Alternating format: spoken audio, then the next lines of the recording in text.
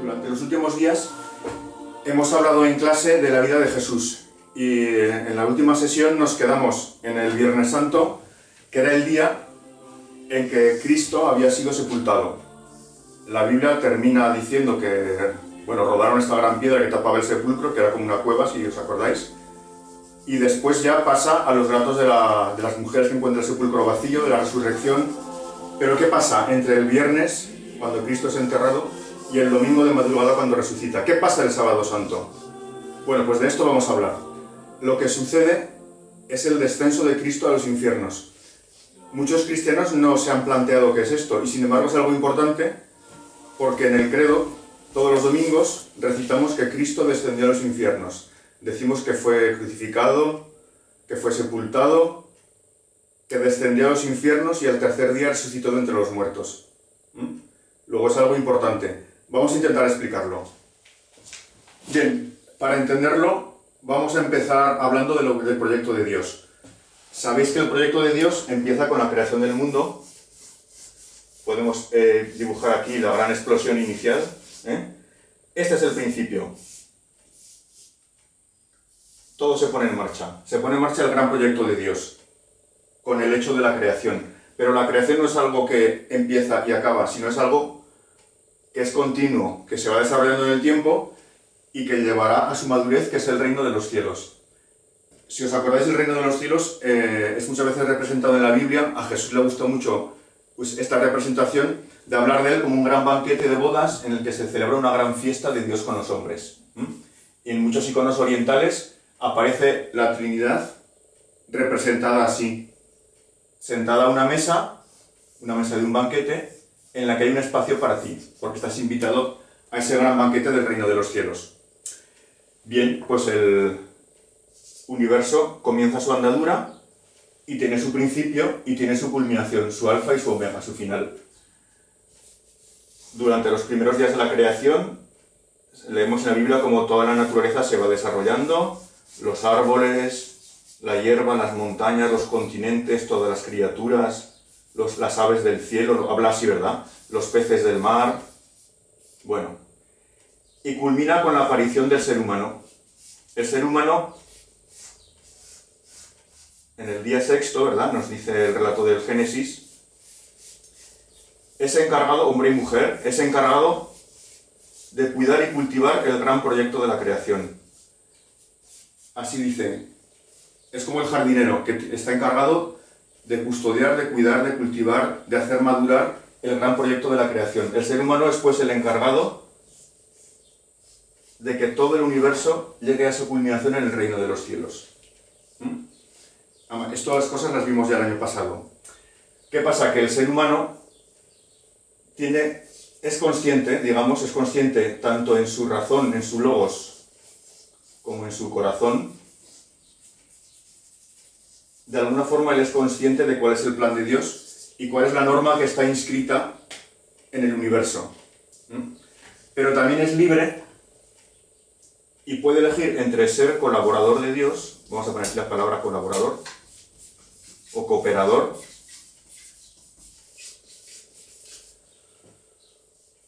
él puede rechazar ser colaborador de Dios y dice, no quiero ser colaborador de Dios. Tentado por el diablo dice, quiero ser como Dios. Quiero decidir yo lo que está bien y lo que está mal. No voy a hacer caso ni al logos ni a las exigencias de mi corazón, sino que yo tengo mi propio plan. Rechazo el plan que está inscrito en la lógica del universo y me invento un plan alternativo en el que yo decido qué es lo que está bien y lo que está mal. A esto le llamamos el pecado original. Entonces el universo, que llevaba un dinamismo en esta dirección, digamos que ha sufrido una ruptura.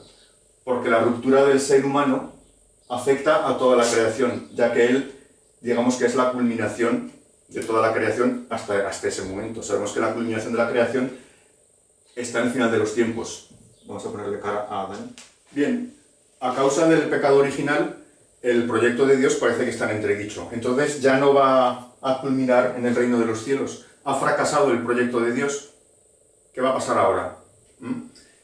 En el ser humano caído, en nosotros, los que somos los descendientes de Adán, según el relato bíblico, hay como una doble tensión. Por una parte, tenemos un gran deseo del corazón de algo mejor, de un mundo mejor, de felicidad, de paz, de un amor incondicional. Tenemos una serie de anhelos y por otra parte nos damos cuenta de que esos anhelos no pueden cumplirse. Lo intentamos y no lo conseguimos. Como si algo tirara de nosotros hacia arriba, hacia el reino de los cielos, y otro algo tirara de nosotros hacia abajo, hacia el fracaso.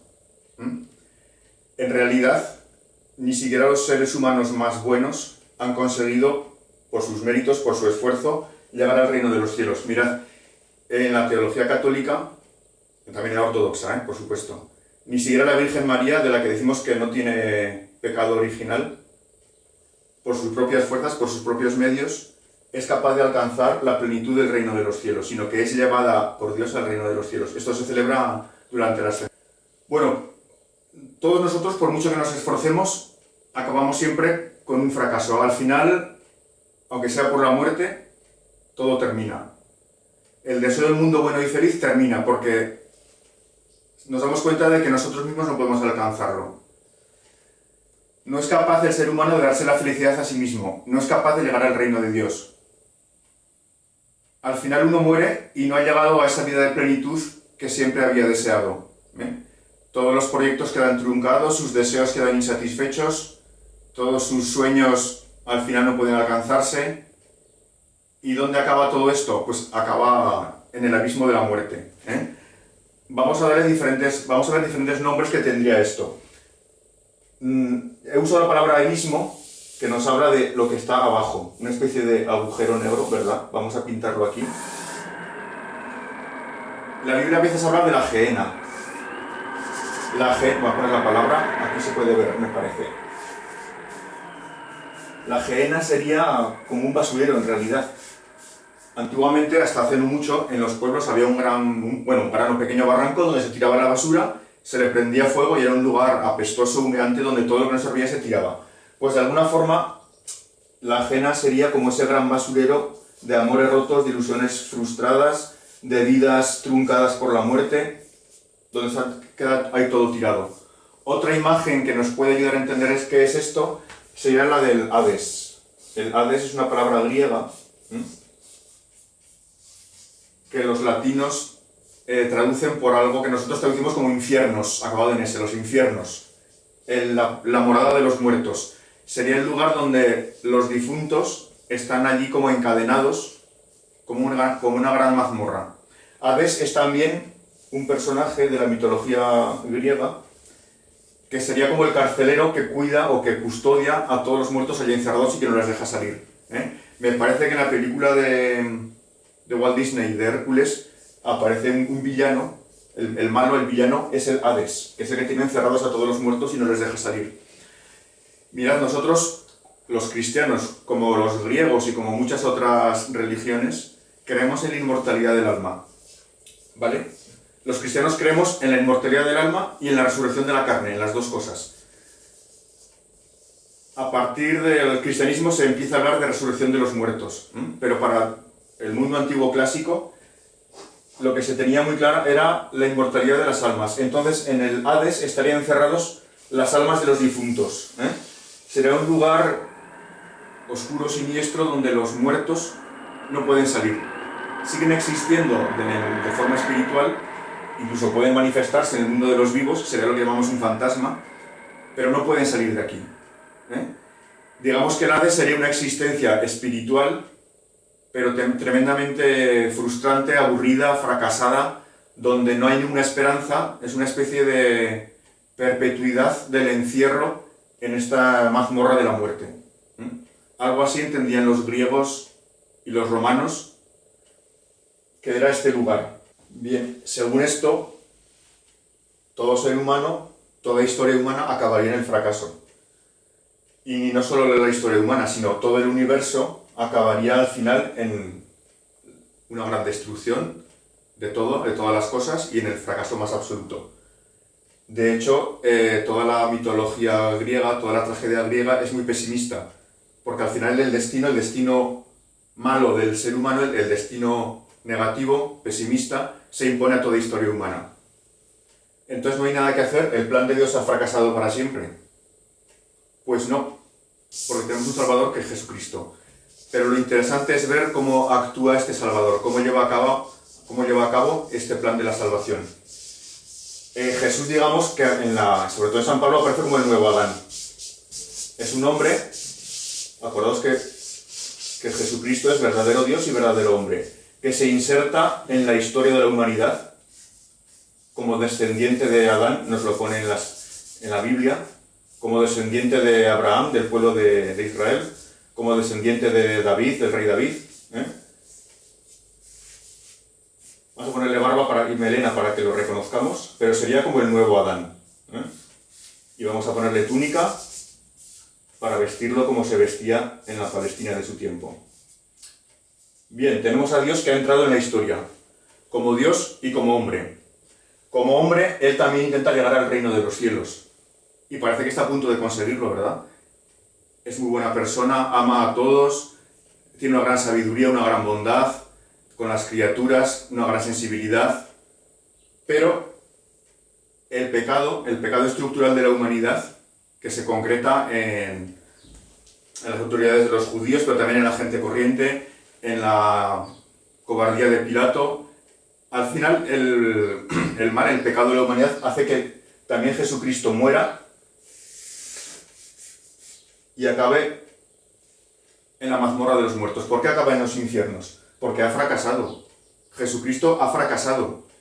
Ha sido crucificado, ha sido ejecutado, ha sido condenado, ha muerto, y todo su plan, toda su predicación del reino de los cielos se nos cae aquí abajo, al infierno, al Hades.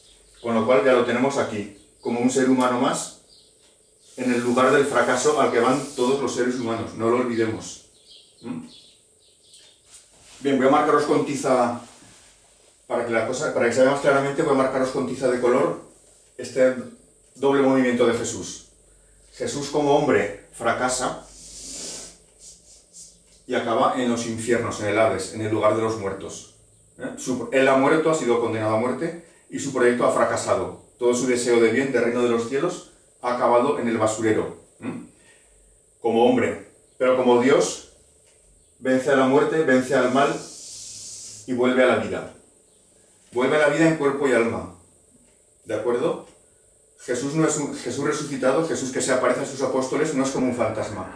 Un fantasma decimos que es un espíritu que se puede manifestar en el mundo de los vivos, pero que siempre vuelve aquí, vuelve a esta mazmorra. Jesucristo nos ha liberado de la corrupción, se ha liberado de la muerte y vuelve a tener entidad física. Los cristianos creemos en la resurrección de la carne, que decimos en el credo. Resucitamos, o resucitaremos, mejor dicho, como lo hizo Cristo en cuerpo y alma. Bien, pues Jesucristo vuelve a la vida, pero después, como hemos dicho ya, pasados 40 días, sube a los cielos. También esto lo decimos en el credo, y ascendió a los cielos donde está sentado a la derecha del Padre. Desde allí ha de venir a juzgar a vivos y muertos, bla, bla, bla, bla, bla. Bueno, esto es lo que nos interesa, este doble movimiento. Mirad, hay una homilía de San Epifanio de Salamina, que es un santo del siglo IV, para el Sábado Santo, en el que dice que Jesucristo ha bajado a la tierra y bajo la tierra. Jesús es Dios, que está en el cielo, y ha bajado a la tierra, porque ha compartido nuestra vida en el mundo, en la historia, como uno más, como el hijo del carpintero. Y también ha bajado bajo la tierra, al lugar de los muertos, al infierno, a lo que está abajo, en la etimología clásica. Y ha bajado a la tierra y bajo la tierra para buscar a la oveja que se le había perdido. ¿Quién es la oveja que se le había perdido? La humanidad. ¿Os acordáis de la parábola de la oveja perdida? Digamos que Adán, o el ser humano, si queréis llamarle así, es la oveja que él había perdido y se había quedado en lo más profundo del país de la muerte. Y Jesucristo se hace hombre para poder morir y muere para poder bajar al lugar de los muertos. Y en el lugar de los muertos es donde encuentra la oveja que se le había perdido. O sea, va a buscarla. no baja a los infiernos accidentalmente, sino que va a lo más profundo a buscar a la oveja que la había perdido. Y muy contento, la carga sobre sus hombros, la lleva a casa y dice: felicitadme, he encontrado a la oveja que se me había perdido. ¿Vale? Entonces Jesucristo es el salvador del gran fracaso de la humanidad y del gran fracaso o de la gran destrucción del universo. ¿De acuerdo? Pero pasa una cosa, que es posible rechazar el plan de Dios. Es posible decirle a Jesucristo: no quiero que me salves. A este rechazo definitivo, irrevocable de la salvación de Dios, es a lo que llamaríamos infierno. Ese estado del alma de rechazo, vamos a poner aquí, infierno. Bien, esto quiero que quede muy claro. La única manera de llegar al reino de los cielos es en brazos de Jesucristo. Recordamos la parábola de la oveja perdida. La carga sobre sus hombros y la lleva a casa. Esa es la única manera de llegar al reino de los cielos. Entonces, si uno rechaza ser llevado por Jesucristo al reino de los cielos, está optando por lo que llamaríamos infierno. Entonces estoy optando por el infierno, por el rechazo de Dios. ¿De acuerdo? También es equivocada, es herética. Es herética la idea de que yo, haciendo obras buenas, puedo ganarme el cielo. Me merezco el cielo. Sería como decir que yo, ser humano con mis propias fuerzas, puedo desarrollar el plan de Dios para conducir todo el universo hacia su plenitud. Es absurdo. Podemos ser colaboradores, pero no otra cosa. ¿Veis cómo está siempre metida entre medio esta idea del hombre que quiere ser como Dios? Él está llamado a ser colaborador de Dios, pero la tentación hace querer ser como Dios. ¿De acuerdo? Entonces los que se creen tan buenos que no necesitan ayuda de Dios para ir al cielo, en realidad no llegan al cielo, porque al cielo solo se puede llegar en brazos de Jesucristo. ¿De acuerdo?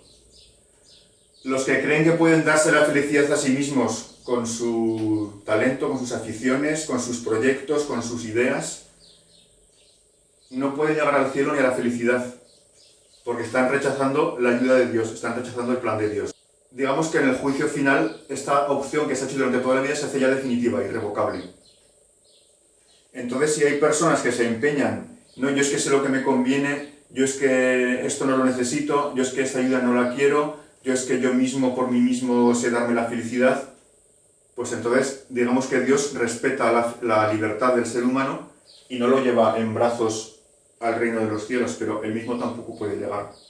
Bien, esto no sabemos si algún ser humano lo ha decidido de forma consciente, deliberada, libre, personal, es decir, rechazo el reino de los cielos, rechazo a Dios, rechazo el bien.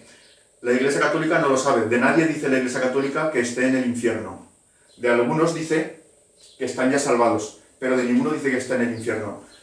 Mirad, esta Semana Santa, en alguna de las misas estas que por el coronavirus confinados vimos desde casa en la tele, en el Vaticano, el Papa Francisco decía: yo no sé si Judas está en el infierno, no sé decirlo, no sabemos qué pasó con Judas. O sea, incluso de Judas, el traidor que desesperado y sin confiar en el perdón de Dios se ahorcó, se suicidó, ni siquiera de ese la Iglesia Católica dice que está en el infierno. La Iglesia Católica no sabe si algún ser humano rechaza a Dios de esta manera o no. Nos queda la incógnita. Esperemos todos tener la humildad suficiente para ser salvados.